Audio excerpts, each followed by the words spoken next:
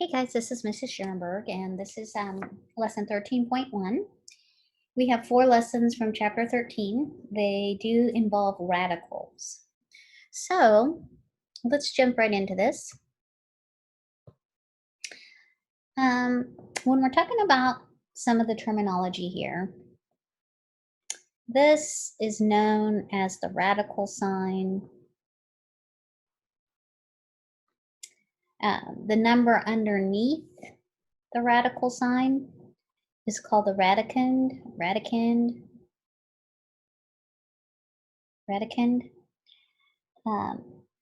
The whole thing itself, if there is a radical sign, is called a radical expression. And then if you have, in this case, it was the cube root of the square root of 5. The 3 is known as the index, okay? Also, let's review something. If I asked you what the square root of 64 is, you would probably say 8, and you would be right. 8 times 8 is 64. So 8 is the square root of 64. Now, when I say 64 has 2 square roots, I'm not talking about the 2 8s here. I guess I would ask you in class, can you think of 2 numbers multiplied together, exact same number, get 64? Someone would tell me negative 8 times negative 8 is also 64. So that's one thing to be kind of considering as we're going through these lessons, that don't forget about the negative integers, like negative 8 times negative 8 is also 64. Here's something else to review. 0 squared is 0. Okay, in other words, 0 times 0 is 0. Therefore, the square root of 0 squared is 0. Okay. Here's something else to think about. If you have 4 over 5 squared, notice that they squared the top and bottom. Okay, 4 squared is 16, and 5 squared is 25. So then if you see a problem that looks like this, it looks kind of scary. I don't know why. Maybe the big square root sign in the fraction. But just know that from there, you can break this into 2 separate bottoms, top and bottom. Square root of 16 over the square root of 25. Square root of 16 is 4. Square root of 25 is 5. Okay? Also, we're going to be talking about the cube root. When we're talking about the cube root of something, we're asking ourselves, in this case, what is the cube root of 8? What number times itself 3 times equals 8? Is there one? 2 times 2 times 2. If we had our calculators in class, I'd have you get out our calculators, and I would show you that there is a button. You take second, and then you click this button on your calculator, and then it can take the cube root of something. You're going to have to play around with it a little bit, but the cube root of 8 is 2. Okay, so the answer here, the cube root of 8 is 2. If I said, what's the cube root of 27, you could put that in your calculator. Or you could think to yourself, isn't that 3 times 3 times 3? Okay.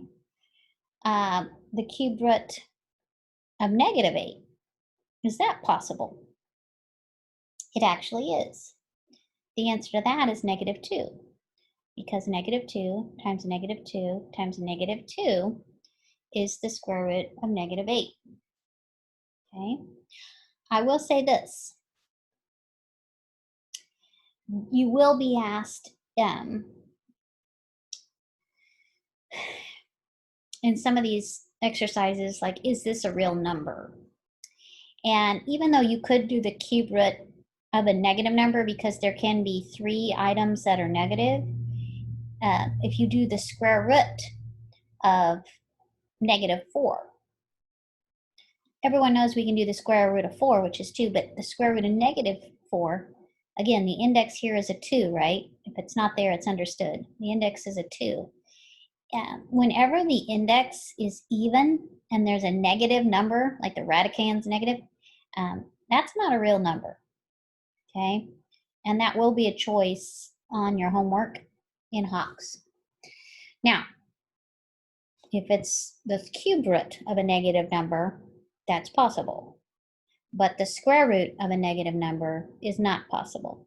And that's what we're really saying here. Square roots of negative numbers are not real numbers. For example, the square root of -4 is not a real number. Also, it starts talking about what is a rational number. The square root of 64 is rational. The square root of 3 is irrational. And the square root of -3 is not a real number. So let me just review this real quick. Not a real number. The square root of 64 is rational because it's even. Like square root of 64 is 8. The square root of 3, you could do that on your calculator, but you're going to have a decimal, right? So it's possible to do that, but it's irrational. The square root of -3, the square root of -4, those are not real numbers. You can't do a square of a negative number. Also, let's review perfect squares, okay? Let me draw this chart here. And let's go with 1 squared, 2 squared, 3 squared, 4 squared, 5 squared, 6 squared, 7 squared. Just to review here, we'll do 11. Okay, 1 squared is 1, 2 squared is 4, 3 squared, okay, you might be thinking this is a big boost students make. They take 3 times 2, but it's not. It's 3 times 3, 9. 4 squared is 16, 5 squared is 25, 6 squared is 36, 7 squared is 49, 8 squared is 64, 9 squared is 81, 10 squared is 100, and 11 squared is 121, I believe. And I think we'll probably, like, it would be helpful to go out to 17 squared, but I think that's about as high as we would go. Also note, cubes are important. So here in this first lesson, some of it is simply calculator work. So if you know how to use your calculator to figure this out, that's awesome. Square root of 49, 7. Like, right, if we had our calculator, we'd be doing this on our calculator in class. 3 radical sine 125. What times itself? Same number, 3 times is 125. If you were thinking 5, you're correct. This one, note that you would take the square root of 25 first, then apply the negative. So the square root of 25 is 5, then apply the negative, and you have -5. This one, put that in your calculator. 196 square root sine 14. Okay. Here is a question for you. Is this rational? Is this irrational? Or is this non-real? This will be good practice. 9 over 16 square root. We can take square root of 9 over the square root of 16. We actually have 3 over 4. And that one is rational. The square root of 324. If you put that in your calculator, you'll get 18. And that is rational. Square root of negative number, you're going to choose not a real number. Square root of 3, irrational. Okay. Then here's this exercise. Use your calculator to find the value. And then remember, rounding to 2 decimal places. We're going to look at the 3rd decimal place to decide how to round for that 2nd decimal place. So, square root of 17. Put that in your calculator. And you should get 4.12. Cubed root of 100. Put that in your calculator. And you get 4.6415. Now, I want to emphasize 2 decimal places. So we only need 2 decimal places, and we're going to look at the 3rd to determine what to do. And we don't even care what's after the 3rd. So the 1 tells us to hold a 4. If it's a 0, 1, 2, 3, or 4, we're going to hold it. If it's a 5, 6, 7, 8, 9, we would move this 4 up. In this case, our final answer is 4.64. Okay, 3 times the square root of 20. You're going to take your square root of 20 first. You could do that in your calculator. Then take it times 3. You get something like this, 13.4164. Remember, the third decimal tells us what to do when we're rounding. So you should end up with 13.42. Think of, in this one right here, we're going to add 9 plus 16 together. And we have 25. Square root of 25 is 5.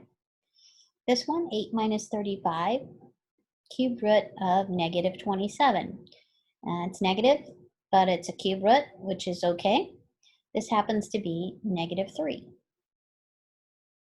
Finally, as a review, I have this perfect cube set up.